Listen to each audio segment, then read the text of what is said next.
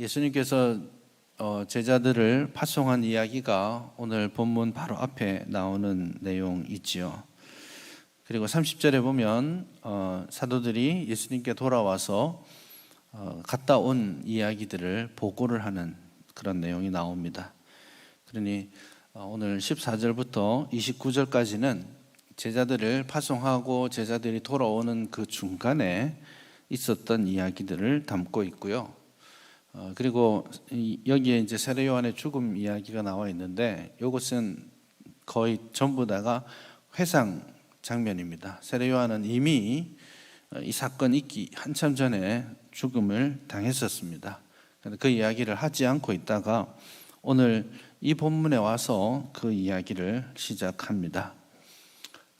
지난주에도 잠깐 언급한 것 같이 이 세례 요한이 걸었던 삶과 그의 죽음, 이 과정이 예수님께서 곧 걸어가실 길이다라는 것을 암시적으로 말해주고 있고, 더 나아가면 예수님께서 그렇게 살고 죽으셔야 하는 운명이라면 예수님을 따르기로 작정한 예수님의 제자들은 마땅히 그 길을 가야 한다라는 것을 사실 오늘 본문이 우리에게 말씀합니다. 그래서 우리가 하나님의 나라 백성으로서 복음 사역을 감당하는 제자로서 걸어야 될 삶의 길, 그리고 그 길을 걸어감에 있어서 우리가 가져야 할 마땅한 삶의 자세, 이런 것들을 오늘 본문이 우리에게 말해줍니다. 세례 요한이 어떻게 죽었는지에 대해서 본문이 이야기하지만 좀 더 완전한 그림은 마태복음 14장에 나와 있기도 합니다. 예수님께서는 세례 요한이 붙잡히셨을 때 공생애를 시작하셨어요. 그러니까 시간이 꽤 지났습니다. 마가복음 1장 14절에도 예수님께서 처음 공적으로 하나님의 나라를 선포하셨죠. 그때 마가복음 1장 14절은 어떻게 시작하고 있냐면 세례 요한이 잡힌 후에 예수님께서 사역을 시작하셨다, 그렇게 말씀하고 있죠. 그래서 세례 요한이 붙잡힌 이야기들은 한참 전의 이야기라고 할 수 있겠습니다. 역사적인 문맥이 좀 필요합니다. 이 본문을 제대로 이해하기 위해서요. 오늘 본문에 헤롯이라는 사람이 등장하고 있죠. 그냥 헤롯 왕 이렇게 하니까 사실 좀 헷갈립니다. 그 복음서와 그리고 사도행전에 헤롯이라는 이름이 많이 나오는데 여러 사람입니다. 한 사람이 아닙니다.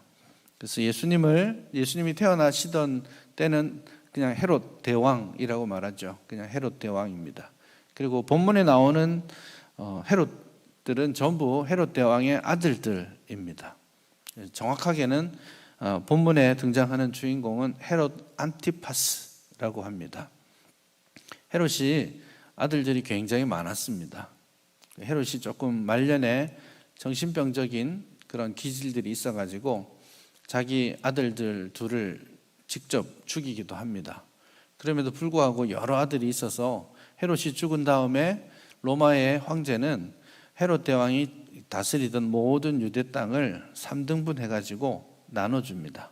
그래서 다른 여러 헤롯들에게, 그래서 헤롯 아켈라오, 그리고 헤롯 안티파스, 그리고 헤롯 빌립, 이렇게 나눠서 각각 통치하도록 합니다. 그러나 여러분, 사도행전에 나오는 헤롯은 또 다른 인물들입니다. 그래서 사도들과 함께 만났던 헤롯은 헤롯 아그리파 1세나 그 이후에 2세까지 해당되죠. 그래서 여러 세대의 헤롯을 성경은 그냥 헤롯이라고 말하기 때문에 헤롯이 이렇게 말하면 이 사람이 어디에 있는 누구지? 라는 생각을 한번 해볼 필요가 있습니다. 말씀드린 것처럼 오늘 본문에 나오는 왕은 헤롯 안티파스입니다. 그래서 이 사람은 이제 갈릴리하고 그 옆에 있는 베레아 지역을 통치하던 왕이었습니다.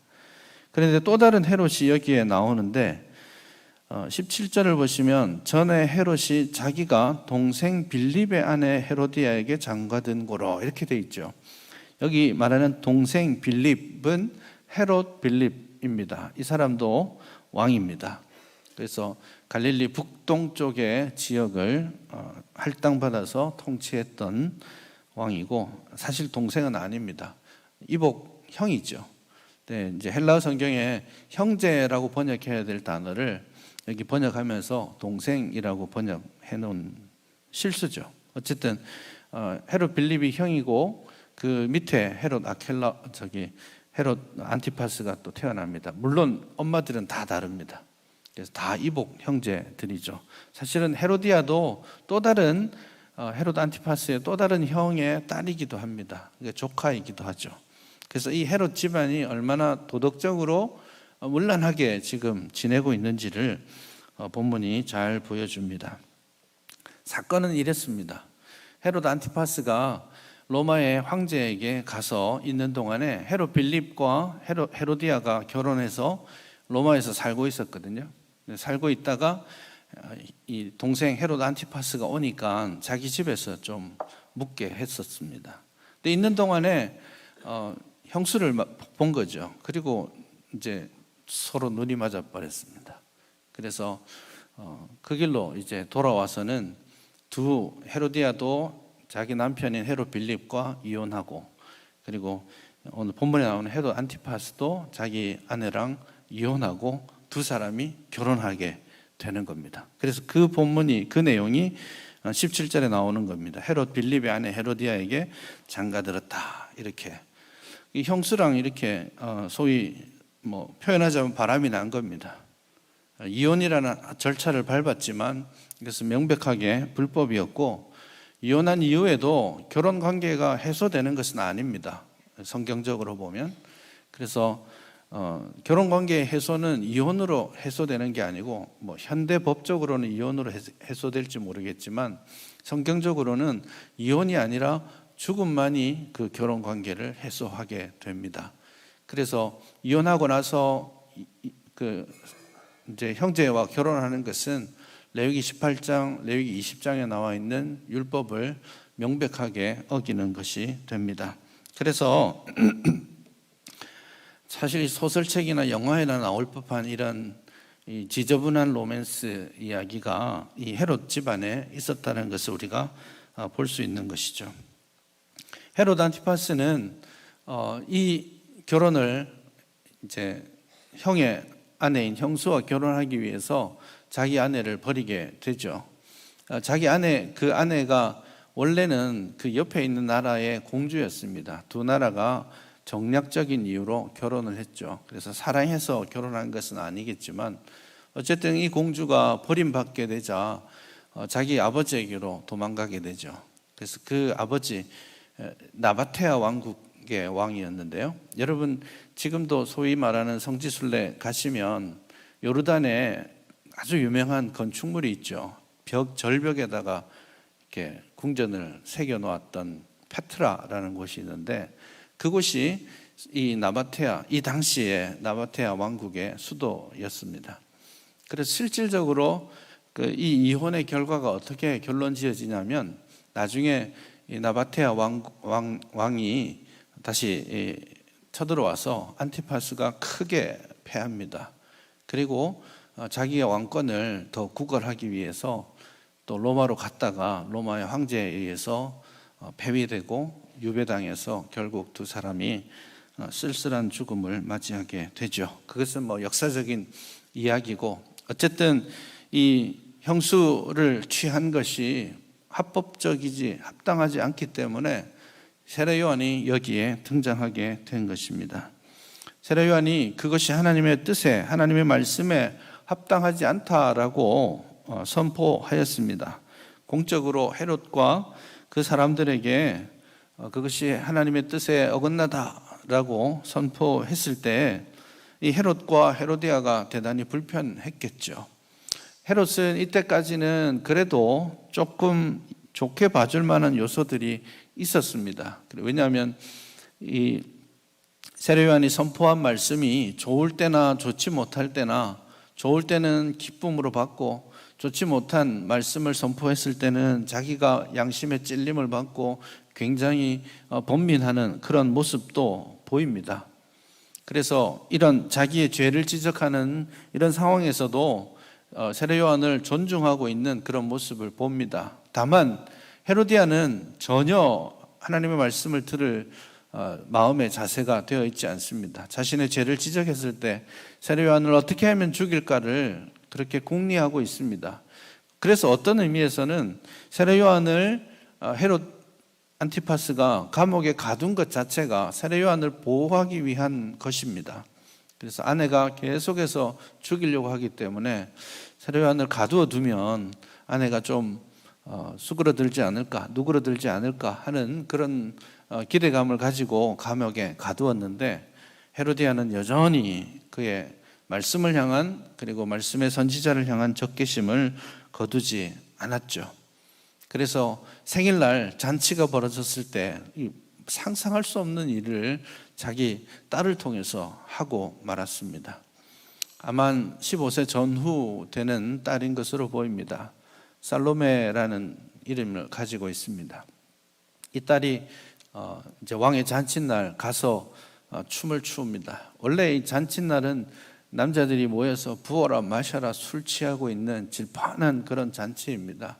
그러니 이 딸이 가서 이제 기록에 따르면 아주 요염한 그런 춤을 추었다라고 합니다. 어쨌든 그런 춤을 추었을 때 다들 막 기뻐하면서 이 왕이 술에 취해서 뜻밖의 맹세를 하죠. 네가 원하는 것은 다 준다. 그러고 나서 한 번 더 맹세하기를 너가 원하는 것은 내 나라의 절반이라도 주겠다. 그런 이야기를 합니다.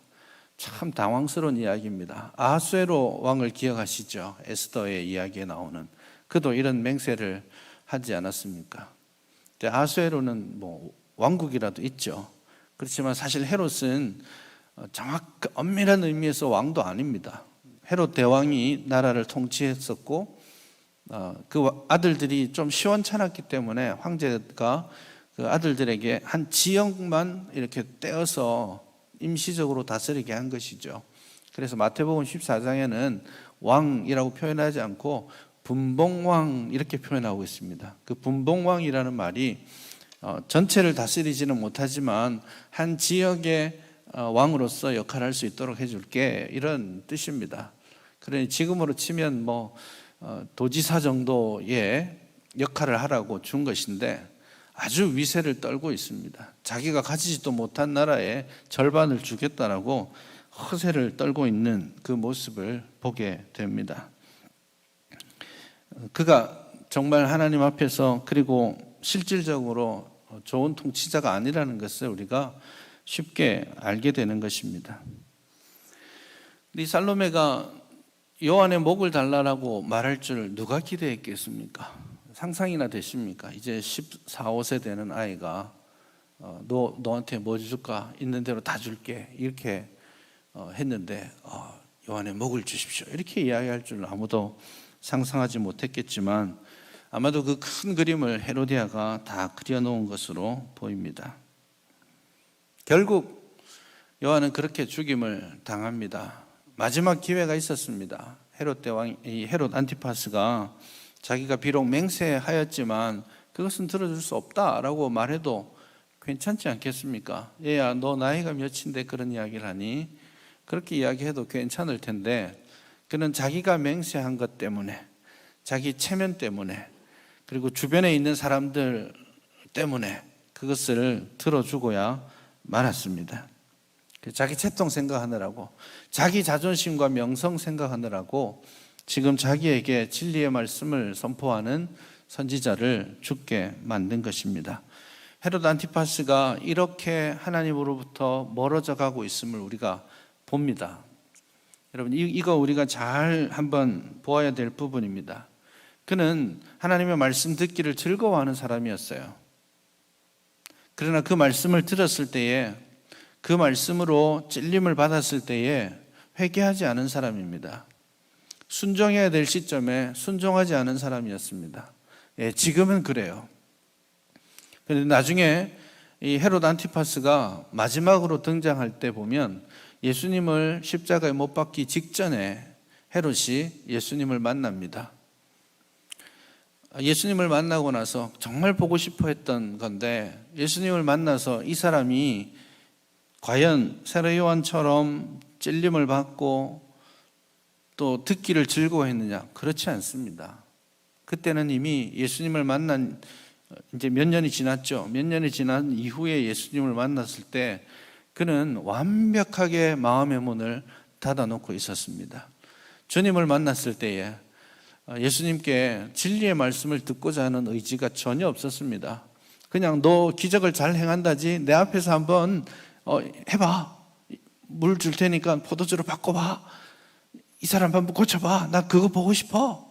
신기한 거 보고 싶어 하듯이 그런 사람으로 변해 있습니다.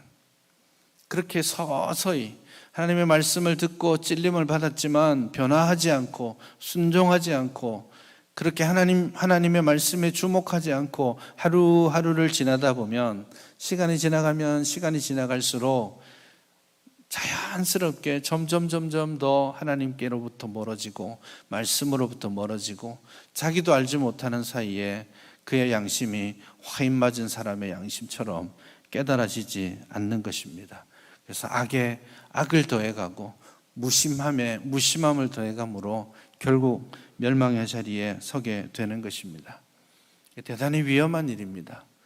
어떤 결단을 통해서 우리가 하나님으로부터 멀어져 가는 게 아니에요.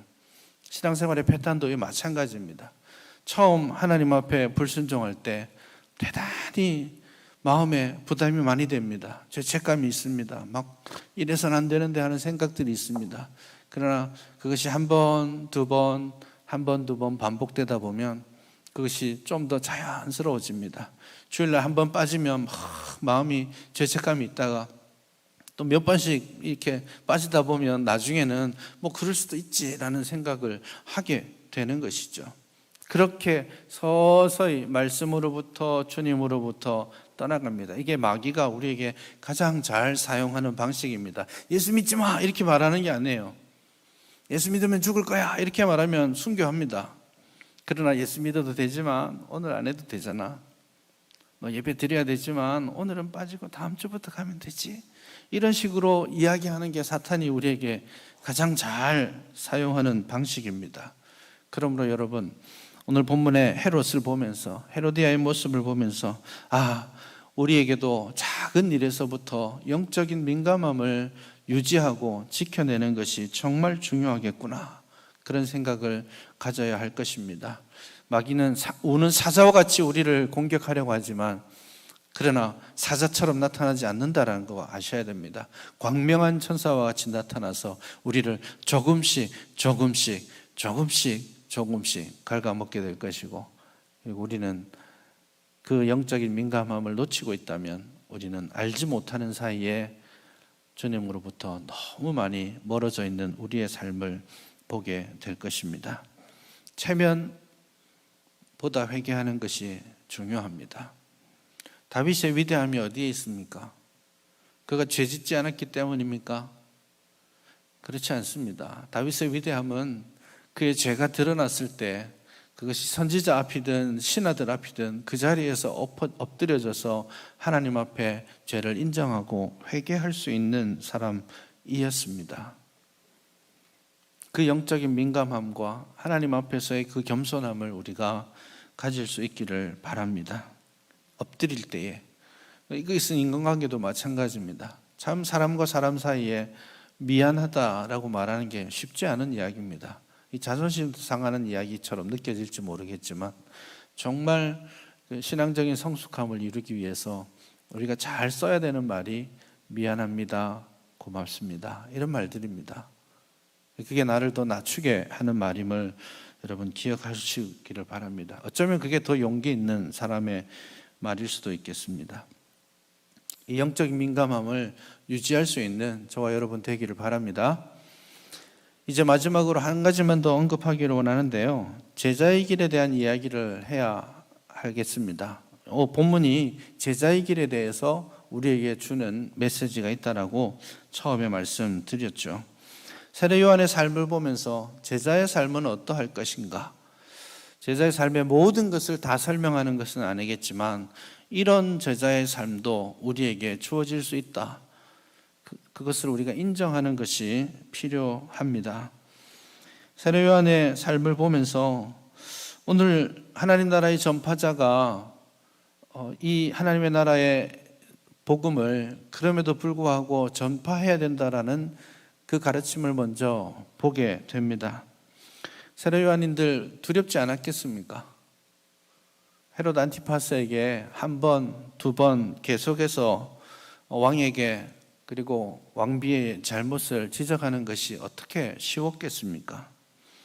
왕을 비판하고 다니면 죽을 수도 있다, 감옥에 갇힐 거야 라는 이야기들 누군들 하지 않았겠습니까? 계란으로 바위치기라고 이제 그만두라고 할 만큼 했다라고 말하지 않았겠습니까?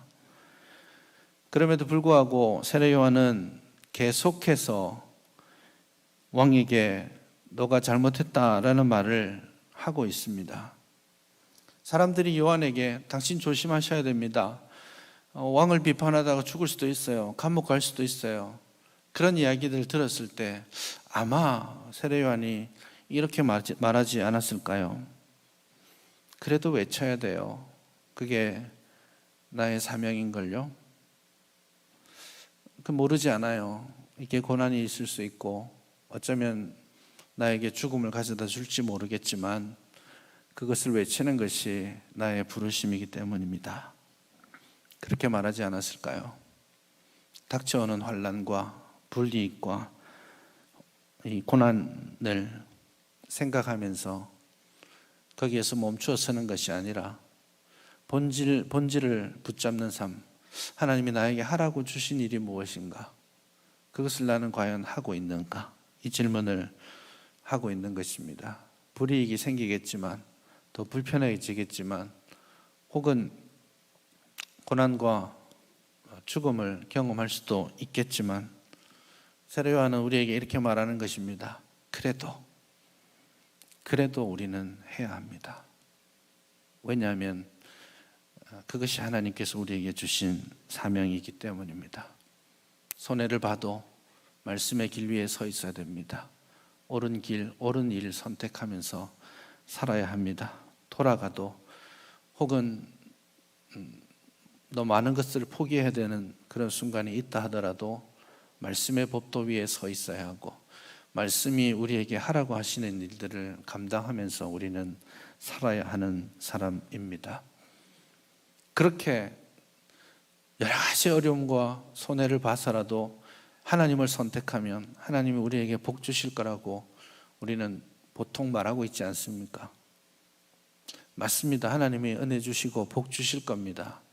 그러나 그것이 때로는 그 복이 때로는 이 현세에서 누리지 못하는 복일 수도 있습니다.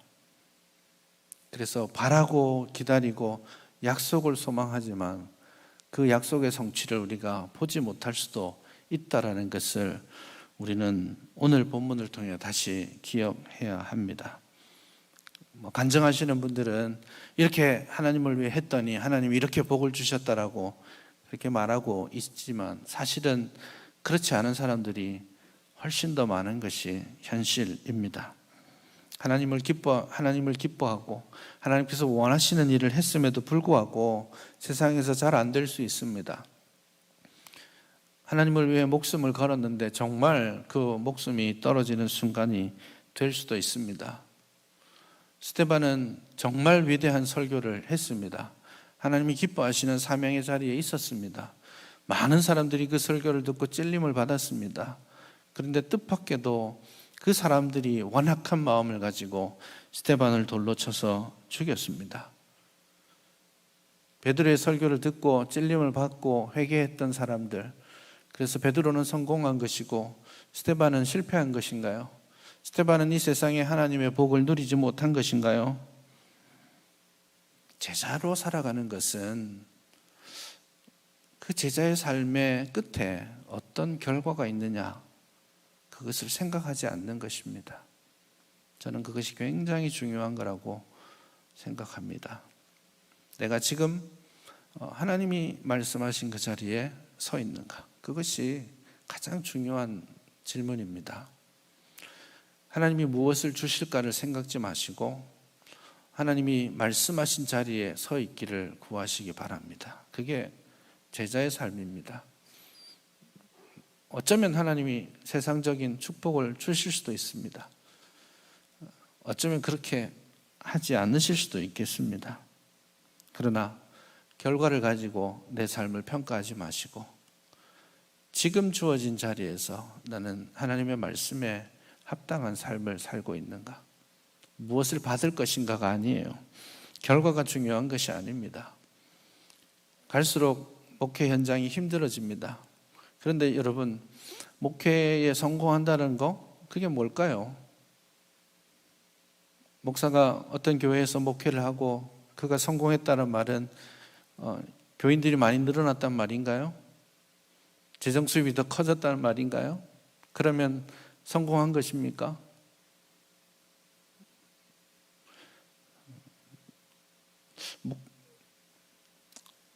사실 한 사람의 이야기가 아닙니다. 교회가 성장하는 것은 목사가 잘했기 때문이 아니에요.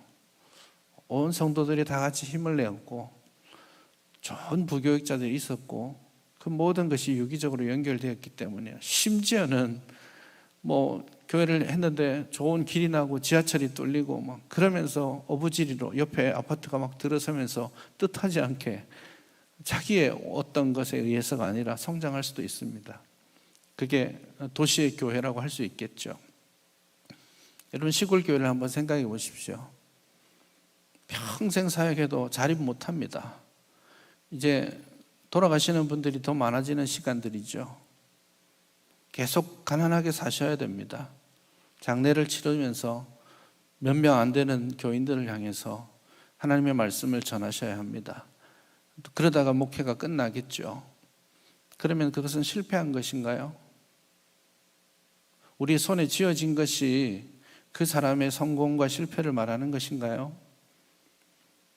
열심히 일했더니 좋은 직장, 재정적으로 좋은 환경에 갈 수도 있지만 죽으라고 일했지만 여전히 힘들고 어려운, 외롭고 고통스러운 현실을 맞이하는 성도님들은 실패한 것인가요? 그렇지 않습니다. 내 손에 쥐어진 것으로 제자의 삶을 결정하는 것이 아니라 오늘 나에게 주어진 시간 동안 나는 어떤 삶의 자세를 가지고 어떻게 제자의 길에 서 있는가? 그것으로 주님께서 우리를 판단하시는 겁니다. 그리고 그것이 현세에서 누리는 복이 될 수도 있겠지만 사실은 더 중요하게는 그 약속을 보고 주님을 소망하고 주님 만나는 기쁨을 누리는 것이죠. 그래서 현세와 내세를 통해 하나님이 우리에게 당신의 약속을 이루어 가실 것입니다.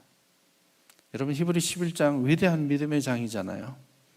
그 11장 말미에 보면 하나님이 응답해 주지 않았던 믿음의 용사들의 이야기로 가득합니다. 그래서 주님의 이름 때문에 때로는 감옥에 갇히기도 하고 때로는 죽임을 당하기도 하고 자기의 집을 떠나서 토굴로 광야로 도망쳐서 숨어 지내야 하는 그런 사람들, 때로는 예수님의 이름 때문에 양의 탈을 쓰고 죽임을 당해야 했던 그런 사람들, 결박과 옥에 갇혀야 했던 그런 사람들의 이야기가 가득합니다. 그러나 성경은 그들의 삶이 세상이 감당치 못할 위대한 삶이었다라고 평가하고 있죠. 오늘 여러분은 어떤 삶을 살고 계십니까?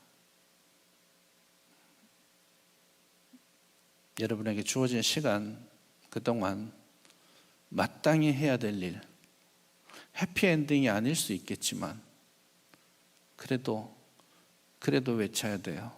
그게 하나님이 나에게 주신 사명이고 그게 내가 걸어가야 될 길이니까요. 그렇게 고백하는 우리 모두가 되었으면 좋겠습니다.